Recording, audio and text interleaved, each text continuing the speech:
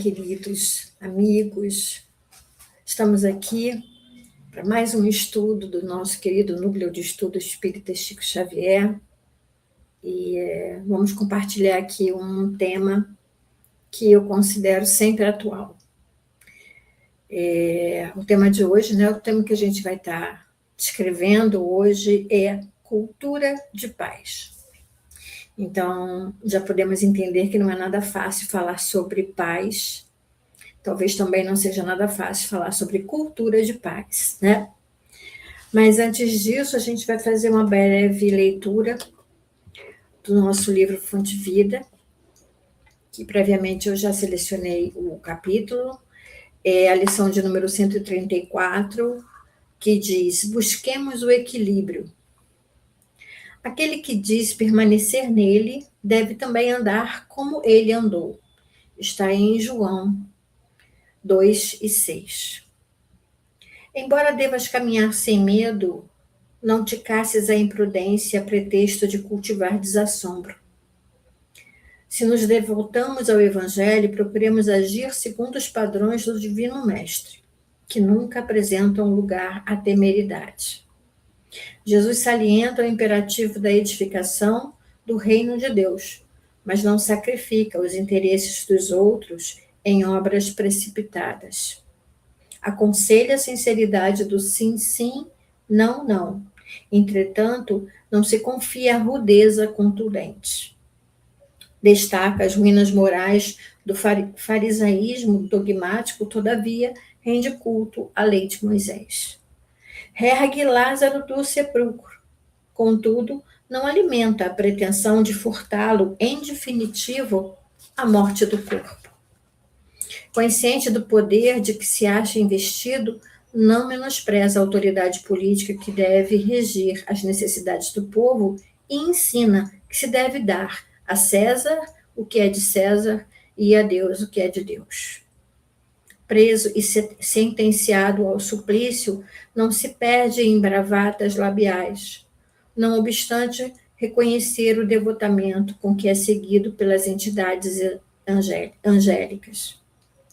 Atendamos ao modelo divino que não devemos esquecer, desempenhando a nossa tarefa com lealdade e coragem. Mas evitemos o arrojo desnecessário que vale por leviandade perigosa. Um coração medroso congela o trabalho. Um coração temerário incendeia qualquer serviço arrasando. Busquemos, pois, o equilíbrio com Jesus e fugiremos naturalmente ao extremismo, que é sempre o escuro sinal da desarmonia ou da violência, da perturbação ou da morte. Então, querido mestre, estamos aqui mais uma vez agradecidos pela oportunidade do trabalho, pela oportunidade do aprendizado. Pedimos que esteja conosco, Senhor, e que a sua paz também esteja conosco. Graças a Deus. Enfim, queridos, aqui no final, lendo a nossa página, a gente já encontra assim de cara a palavra extremismo. Extremismo, que cursa com desarmonia, que cursa com violência, que cursa com perturbação, que cursa com morte. Isso tudo está totalmente voltado para o equilíbrio, A gente precisa se manter em equilíbrio em muitas das nossas decisões do dia a dia, em muitas das nossas ações. Precisamos aprender a equilibrar o que falamos, o que estamos ouvindo, filtrar algumas coisas daquilo que também estamos ouvindo. E eu acho que isso tudo tem muito a ver com o nosso tema de hoje, que é cultura de paz.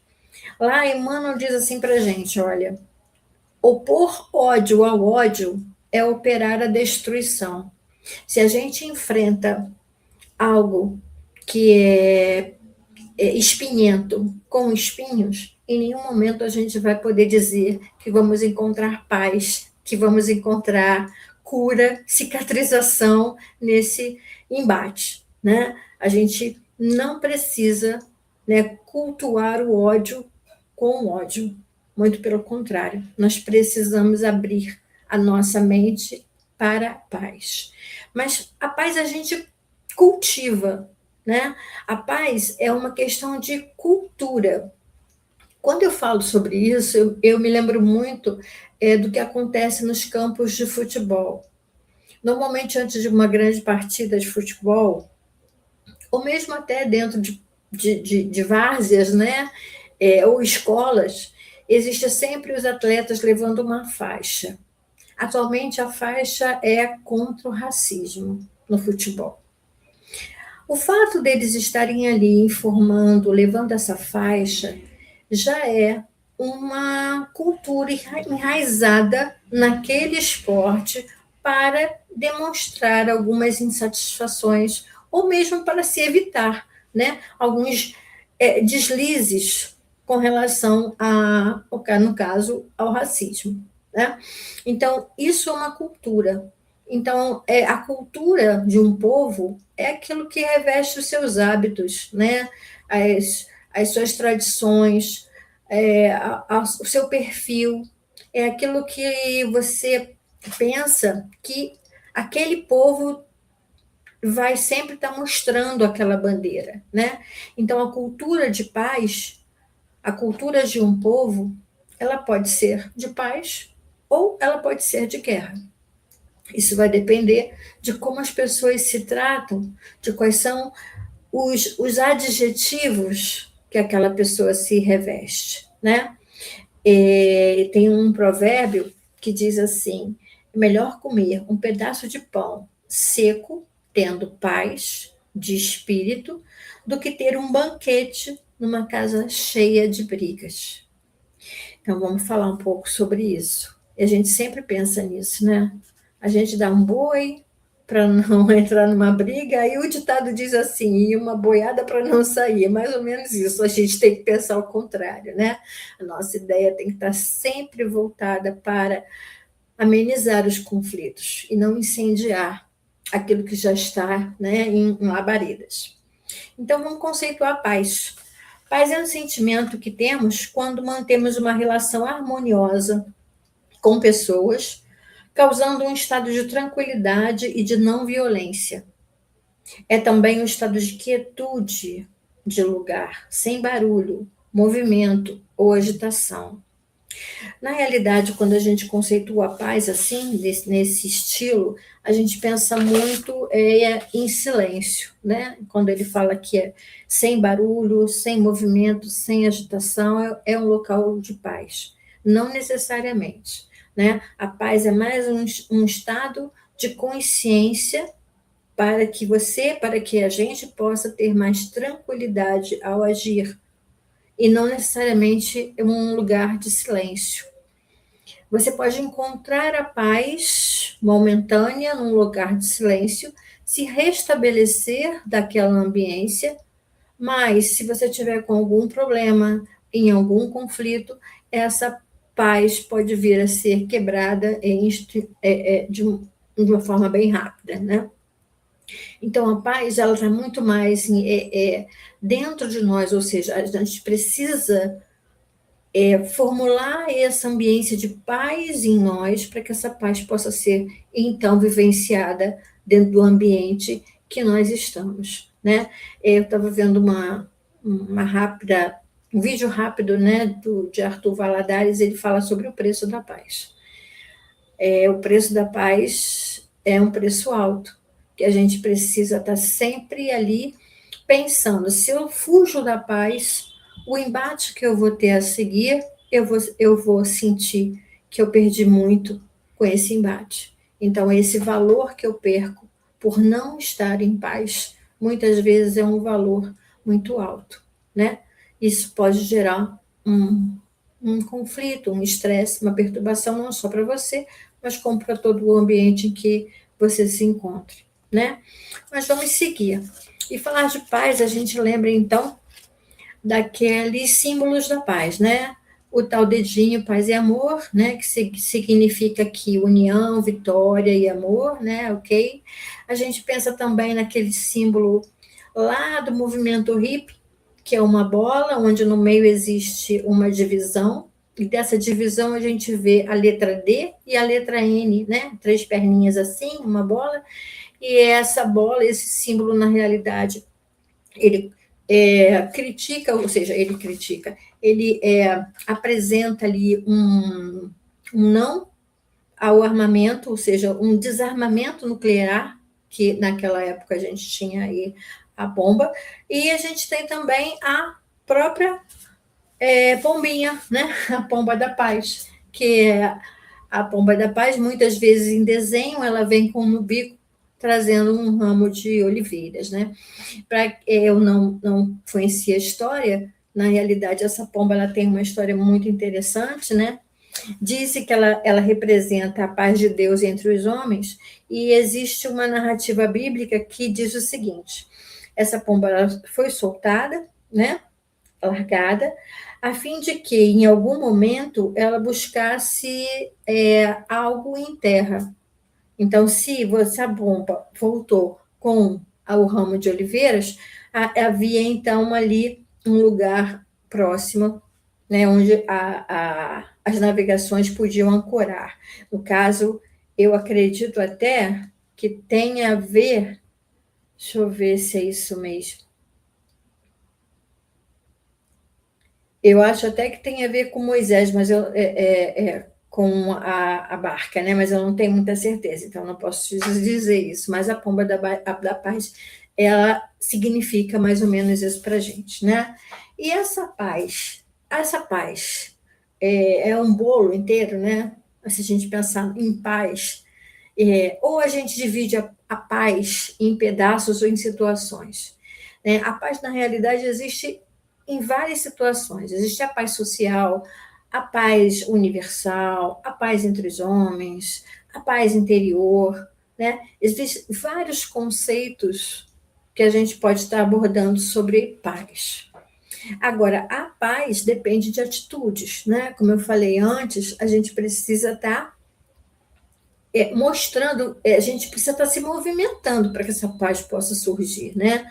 Então, são atitudes como linguagem corporal, para você manter não sair esbravejando, né? Não sair gesticulando, né? Você manter, botando o dedo na cara de alguém.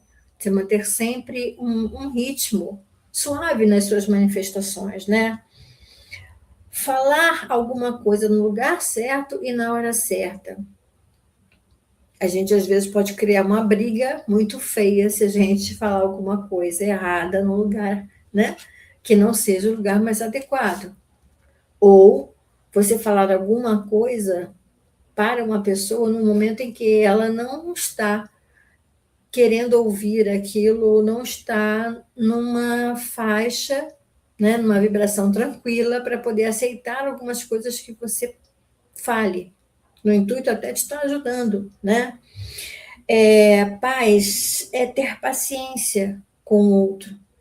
No momento do outro, muitas vezes, com algum destempero, né, passando por alguma situação que ele te agrida, né, que fale alguma coisa que você acha que te ofendeu, desconsidere, né, aquele momento, não leve aquela mágoa para o seu coração, espere a pessoa entrar num clima de mais serenidade, né? As brigas não favorecem, muito pelo contrário. O que nós vemos hoje em dia são ataques, né? Ataques furiosos e, lamentavelmente, ataques que levam até ao uso de facas e armas, né? E são coisas que a gente pensa, não poderia, não deveria chegar a tanto. Né? Um diálogo, você entende. A paz, a gente também parte do princípio que a gente também escuta o outro, que a gente tenha mais tranquilidade para escutar o outro. A gente lembra também, nesse momento, das lições de Chico Xavier, né? A água da paz. Quando a sua mãe fala para ele, né, que para evitar qualquer tipo de estresse, quando irritado, quando contrariado, enche a boca com água. E talvez nesse momento faça até uma oração, né? Porque a gente sabe que nesse momento a oração é muito importante para a gente poder preservar essa nossa paz. Quando a gente fala de paz, né, que a gente fala de união, que a gente fala de amor, que a gente fala de concórdia, a gente lembra de algo que Madre Teresa de Calcutá também nos mostra. Ela fala assim: a pior enfermidade dos nossos dias não é a lepra ou a tuberculose, mas sim a falta de afeto, a sensação de não ser querido e de não ser amado pelos outros. Então, a busca de paz, né, é justamente isso: é união, é amor, né, é concórdia, é fraternidade, essa paz interior, né, a paz entre os homens, a paz, a verdadeira paz de Cristo. Bom, mas a seguir a gente tem um trecho dentro dos estudos que nós procuramos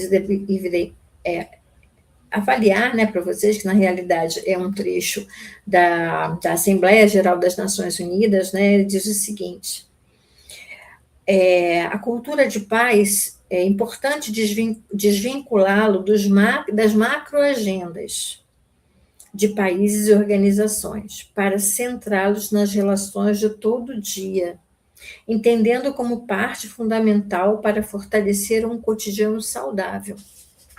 Quando a gente pensa em paz, aí você vai pensar, poxa, os governadores tinham que pensar em paz, né? Nós temos aí hoje exemplos de guerras, né, sendo iniciadas, e aqueles governadores desses dois países, ou dos 3 países, ou dos 5 países, a gente não sabe mais quantos países estão em guerra, naturalmente. A gente ri, mas é séria a coisa, né? Então, a gente pensa que é um problema dos governantes. Na realidade, é sim um problema dos governantes. Mas antes de ser uma coisa macro do país, tem que ser uma coisa nossa do dia a dia. É aquele vizinho que coloca um som alto num dia de domingo e você está querendo relaxar um pouco mais e precisa levantar ou não está conseguindo mais ficar na cama por conta daquele barulho. Que tipo de atitude, que tipo de ação, como é que se pode conversar sobre essa situação frente a esse contexto? É isso que ele fala aqui, né? Que a gente precisa ter um cotidiano mais saudável. Tudo precisa começar no micro e não necessariamente no macro. A gente lembra mesmo daquele beija-flor que para apagar um incêndio ele leva a aguinha no bico. Isso é uma atitude micro, mas se todos fizessem um pouco, provavelmente naquele momento, o incêndio poderia ter sido contornado, né? A ideia é essa, a gente não precisa do macro. Então, quando eu falei lá no início sobre a questão de levar faixas para jogos, né, de futebol, fazendo algumas alusões a alguns tipos de condutas, né, isso é uma questão micro, que aos poucos a gente vai percebendo, a gente vai entendendo as ações antirracistas também, que a gente escuta, que a gente vê, que a gente aprende, né, que a gente busca, isso tudo é na questão do micro. Diálogos, né, gente? Diálogos media qualquer tipo de conflito. Essa é a paz que a gente busca, né, através do diálogo, não através de exasperar a voz. E também as nossas atitudes, não serem atitudes que levem a embates, que provoquem agressões. Eu sei que às vezes vocês podem pensar, e eu também penso várias vezes, pequei, né? Tipo, um clássico, quem dirige está no trânsito, vem um outro, corta, né? E você vai abençoado, né? Então, a gente peca assim, mas a consciência da gente, assim, aos poucos, ela vai sendo moldada para que quando você peque, opa, pequei, vai, meu irmão, vai, vou fazer uma oração para você chegar logo, você deve estar com pressa, né? Que o Senhor te acompanhe, graças a Deus não aconteceu nada, estamos aqui. Recentemente eu vi um vídeo também muito, muito interessante, 2 mulheres bateram um carro, né? Parece que uma bateu na traseira da outra. As 2 saíram do carro no mesmo momento, se olharam e se abraçaram. Ora, Caramba, como pode isso, né? Se abraçaram. As duas se olharam e se abraçaram. Eu acho que naquele momento ali, uma deve ter dito para a outra: me desculpa, eu não tive a intenção, e a outra, eu vendo, né, deve ter dito assim: poxa, ela não teve intenção de bater no meu carro assim, né? Então, não saíram naquele afã de discutir, né, a questão do carro. Então, a gente também tem essa, essa essas atitudes, né? Que atitude de valentia, que atitude de guerra, né? E preparando esse estudo, eu gosto muito de alguns compositores, né, da música popular brasileira. Eu gosto muito de Carlinhos Brau. E eu estava ouvindo uma música que, justamente quando eu estava fazendo o nosso estudo de hoje, preparando o nosso estudo de hoje, e a música é muito bonitinha. E ela tem um refrão que diz assim: olha, joga as armas para lá. E repete: joga as armas para lá. E repete novamente: joga as armas para lá e faz a festa. Quando eu ouvi isso, eu falei assim: Jesus, né? Tão simples a gente abraçar, acolher, ouvir, né? Tentar conversar, do que a gente já se munir de, de armas que não vão fazer bem nem para você, nem para o outro que está ali naquele momento com você, né? Aquele que dá, que o coração bate, que a boca parece que a saliva bloqueia, né? Fica seca de tanta raiva, de tanto ódio, de tanto barulho que se quer fazer. E, obviamente, a gente sabe que um vai fazer barulho de lá, o outro vai fazer barulho de cá, e ninguém vai chegar a lugar nenhum, né? Isso não é atitude de quem se propõe a estar construindo paz, né? E outra coisa muito interessante que eu gosto, né? Eu tenho assim uma aptidão assim para ficar lendo poesias. E aí eu me lembrei daquele poema que é Rosas de Hiroshima, se eu não me engano o título, né? Que foi cantada por Ney Matogrosso na época dos Secos e Molhados, né? É um poema muito lindo, que, se a gente parar para pensar, é um manifesto à paz, é um pedido de paz, né? Pensem nas crianças mudas telepáticas, pensem nas meninas cegas inexatas, pensem nas mulheres rotas alteradas, pensem nas feridas como rosas cálidas. Mas, ó, não se esqueça da rosa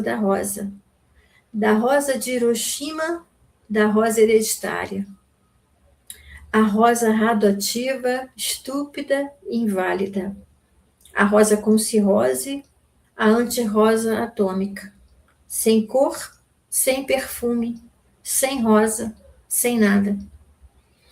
É um poema que, quando você pega para olhar e até para ler sobre a representação dessa rosa, né, que é aquela figura, né, da bomba realmente explodindo, e a gente vê isso, né? Pensem, né, nas mulheres, pensem na rosa cálida, né, essa rosa radioativa, estúpida e inválida. Né? O que adianta essas guerras, né? Que fim a gente vai ter com essas guerras todas? E a gente vai seguindo mais um pouquinho e vai chegar, então, a uma parte que eu gosto muito, né? Que é: o que eu devo fazer, então, para me manter, né, sempre construindo esses tijolinhos de paz, né, dentro de mim e ao meu redor. Respeitar a vida, rejeitar a violência, ser generoso, ouvir para compreender, preservar o planeta, sim, redescobrir a solidariedade. Nada mais é do que fazer o bem. A paz de Cristo em nós é a paz ativa. Não é uma paz de você ficar sentado num lugar quieto, muitas vezes silêncio, não traduz pacificação, não traduz harmonia, né? Se a gente pensar no hospital, por exemplo, onde pede-se silêncio, a gente sabe que ali muitos estão angustiados, muitos estão estressados, né? Os próprios pacientes, né, estão nervosos, porque essa situação não é uma situação de paz. Então, um silêncio não traz a paz. A gente tem que buscar essa paz nas nossas ações. Essa é a paz do Cristo. Essa é a paz que Jesus ensinou para a gente, que nos ensina todos os dias. O que você, André, está fazendo para construir paz? Para alavancar a paz? Para permitir que você viva num ambiente mais pacífico? Essa é a nossa grande questão, né? Aí, sabendo disso, sabendo que a gente precisa estar construindo essa paz, essa cultura de paz, eu achei assim, cara, vamos ver lá no Evangelho segundo o Espiritismo o que a gente entende, o que a gente encontra sobre paz, o que Jesus coloca, né? Quais são as orientações de algum espírito protetor, de algum espírito superior, ou mesmo alguma observação de Allan Kardec. E aí, gente, nós temos várias citações que aparecem paz no Evangelho. Eu vou trazer algumas delas para vocês. A primeira coisa que aparece paz ali é no capítulo 2, onde Jesus diz assim: meu reino não é deste mundo, e fala sobre a vida futura. E ele fala assim: a morte nada mais restará de aterrador, deixa de ser a porta que se abre para o nada e torna-se a que dá a libertação, pela qual entra o exilado numa mansão de bem-aventurança e de paz. Aí eu pensei, né? Vida futura, desencarne. Muitas vezes os desencarnes acontecem por conta de uma doença, né? E a pessoa passa por um sacrifício durante até se libertar, né, daquele corpo espírito, alma, naquele corpo preso, aquele corpo que não responde ao tratamento. E aí quando você desencarna, em muitas situações, o que pode acontecer, é de você se libertar, né? Está escrito aqui, essa sensação de libertação daquele corpo, um corpo mais sofrido, e encontrar essa paz, essa bem-aventurança, né? O espírito encontrar essa bem-aventurança de paz. Então, em muitos casos, a gente sabe, não vai ser sempre assim, né? Mas o que a gente estuda, o que a gente aprende é exatamente que, em alguns momentos, essa libertação de um corpo já sofrido por uma doença é uma sensação única de paz, né? Lá no capítulo 5, Bem-aventurados os aflitos, item 23, que foi ditada por Fenelon, os tormentos voluntários. Os tormentos voluntários, olha só. A gente busca pelos tormentos, né? É mais ou menos isso. Então, ele fala assim: em vez de procurar a paz do coração, a única felicidade real neste mundo, o homem, né, se coloca em tormentos, né? Se coloca em estresse, não busca essa paz do coração, que é a única felicidade real nesse mundo, né? Os tormentos voluntários, que Arthur Valadares fala para a gente quando ele fala sobre a paz, o preço da paz, né? Que é exatamente isso, quanto a gente paga, né? O valor do quanto a gente vai pagar por não buscar a paz. E nesse vídeo, né, dessa fala de Arthur Valadares, ele coloca assim: e esse preço ele pode ser tão alto que você tenha que passar por uma situação não de paz durante dias, meses, anos e existências. Quer dizer, você compra uma briga para não ficar em paz durante uma existência toda. E aí vem para mim assim a ideia de que, poxa, algumas famílias, né? A gente sabe que família é o nosso cadinho, né? É o nosso calcanhar de Aquiles, né? É aquilo que a gente precisa trabalhar.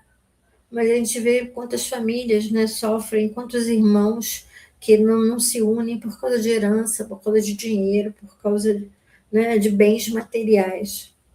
Essa falta de paz, né, que reina é bem complicado.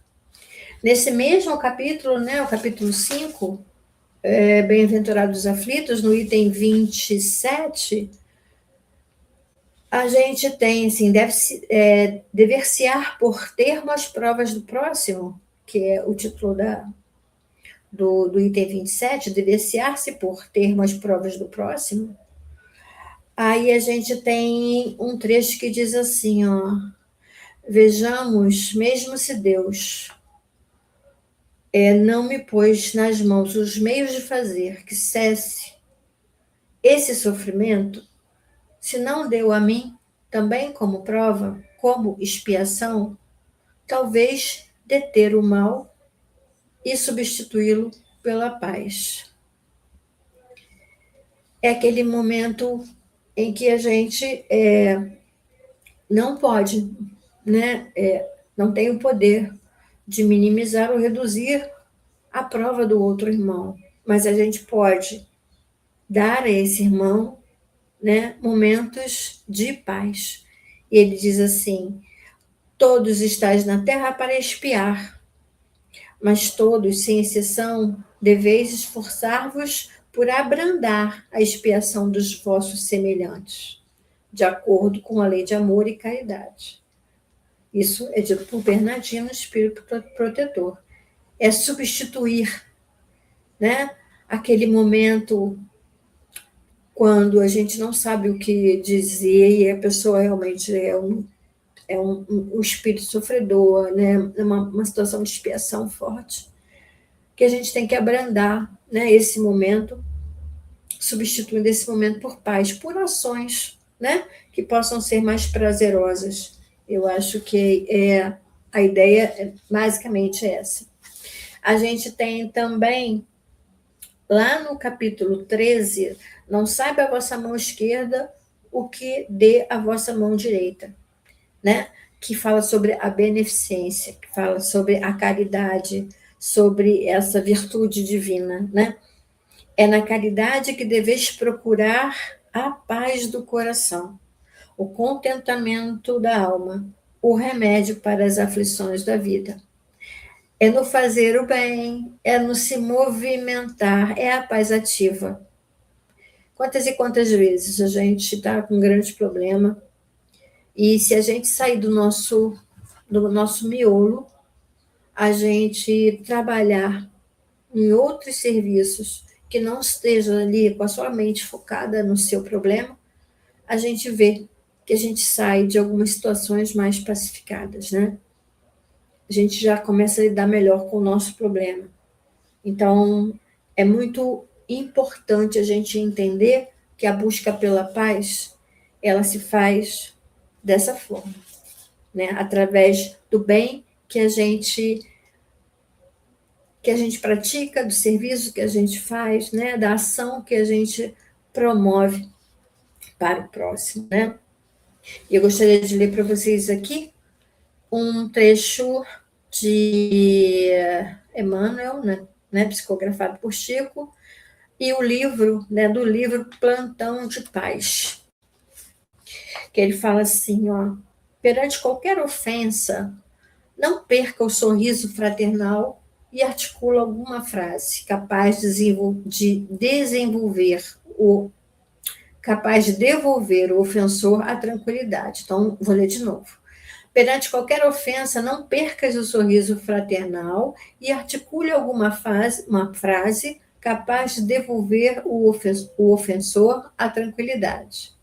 Nos empecilhos da existência, tolere os obstáculos sem rebeldia e eles se te farão facilmente removíveis.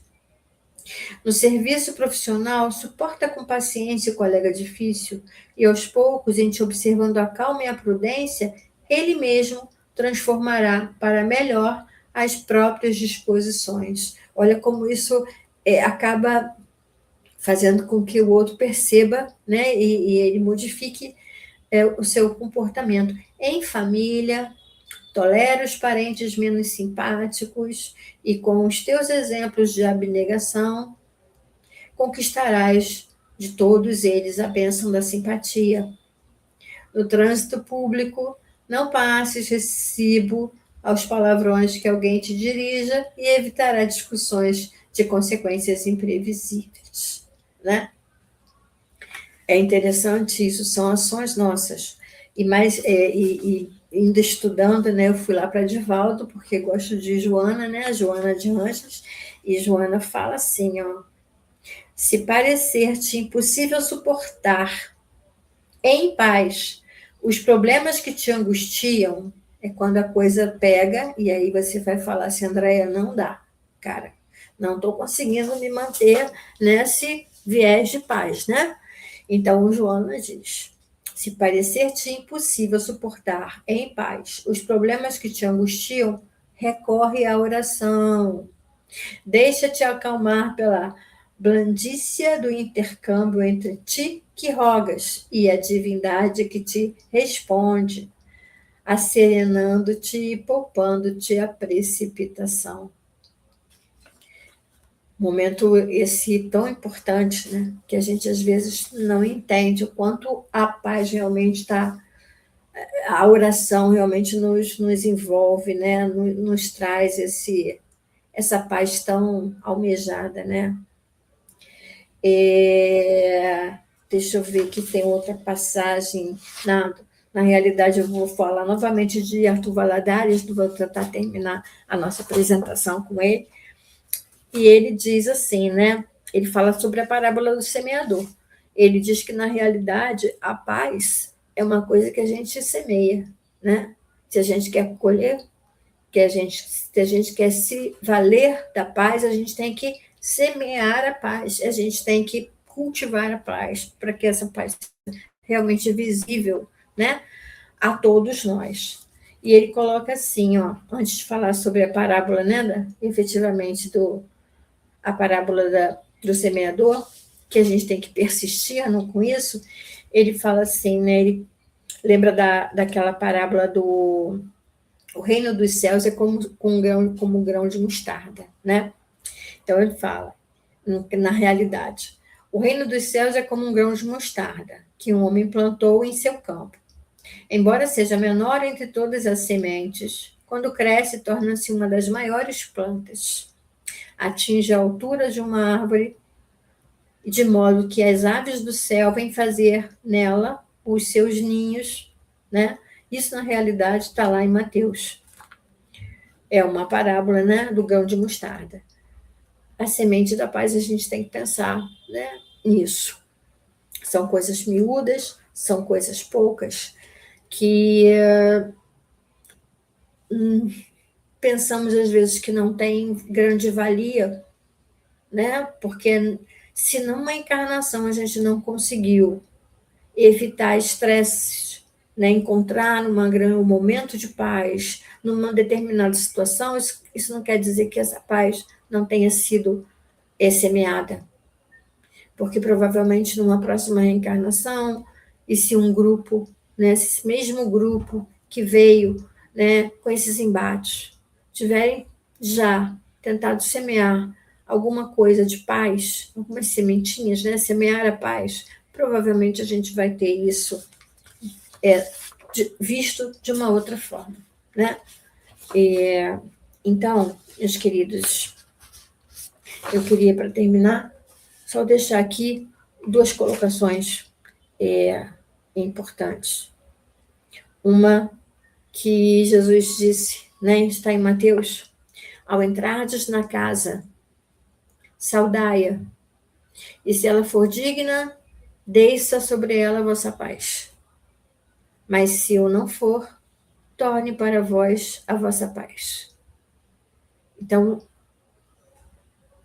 não devemos perder de vista essa construção da paz, mesmo quando ela não é observada da forma como a gente gostaria que fosse por uma outra pessoa. Não vamos perder a esperança, né, na construção da paz. Nossa, micro, né, e macro. E no momento em que a gente está vivendo um momento difícil, né, onde as situações doem em nós, essa questão dessas guerras, mesmo nesses momentos, a gente ora e a gente pede a Deus para que não percamos a esperança, né, na paz entre os homens. Por mais complicado que esteja, por mais difícil, né, da gente entender que um dia a gente vai ter essa paz. Mas a gente tem que pensar nesses movimentos, né? E outro versículo que está em João, capítulo 14, diz assim: Jesus diz: dei-vos a paz, a minha paz vos dou. Não vou lá dou, como o mundo dá. Não se turbe o vosso coração, nem se atemorize. O mundo ainda não está pronto para construir a paz do Cristo, né? Por isso, quando ele fala que vos dou a minha paz, não como o mundo dá, mas como proposta para que a gente possa reerguer, né, um pouco, através do Evangelho, esses pilares, né, de paz entre nós. Então, vamos pedir a Jesus que nos dê força, que nos ajude a vibrar para que a paz reine em nossos corações, nas nossas consciências, no nosso micro cenário e no cenário maior. Obrigada a todos pelo carinho.